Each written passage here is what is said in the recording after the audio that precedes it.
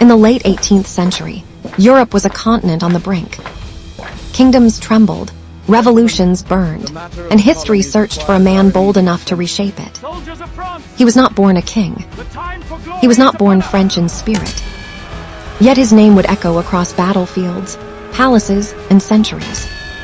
This is the story of Napoleon Bonaparte. Soldier, emperor, reformer, and exile. Napoleon Bonaparte was born in 1769 on the island of Corsica, a rugged land recently claimed by France.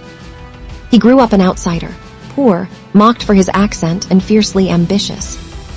At military school in France, Napoleon found refuge not in friendship, but in books, studying history, mathematics, and the art of war. When the French Revolution erupted in 1789, it shattered the old order and opened doors for men of talent rather than birth. Napoleon seized that opportunity. By 1793, at just 24 years old, he proved his brilliance during the siege of Toulon, driving out foreign forces and earning promotion as a general. A star was rising. Napoleon's Italian campaign stunned Europe. Outnumbered and undersupplied, he moved his army with speed and precision, defeating Austria again and again. He inspired loyalty, not through privilege, but through victory. To his soldiers, he was more than a commander. He was destiny. In 1798, Napoleon marched east to Egypt, hoping to weaken Britain and build an empire of his own. Though militarily mixed, the campaign enhanced his legend. France, meanwhile, was unstable, its government weak and divided. Napoleon returned home at the perfect moment. In November 1799, Napoleon led a bloodless coup. The revolution that destroyed kings had created a new ruler. Napoleon became first consul, effectively the ruler of France. Order replaced chaos. Strength replaced uncertainty. France had found its master. In 1804, Napoleon crowned himself Emperor of the French. A bold declaration that power now came from achievement, not ancestry. Under Napoleon, France was transformed. He reformed laws through the Napoleonic Code, guaranteeing equality before the law and protecting property rights. He modernized education, stabilized the economy, and strengthened the state. Militarily, Napoleon was unstoppable. At Austerlitz, he crushed two empires.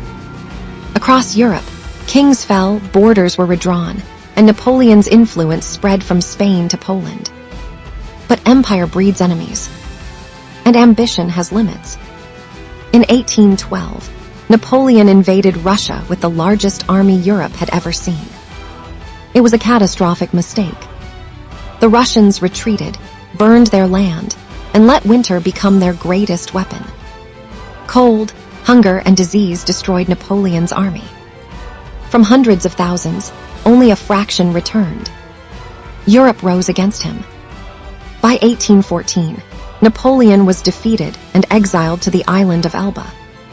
But the story was not over. Napoleon escaped exile and returned to France in 1815. For 100 days, he reclaimed power, until fate met him on a muddy field in Belgium. At Waterloo, Napoleon was defeated for the last time. This time, there would be no return. Napoleon was sent to the remote island of St. Helena, far from Europe and power.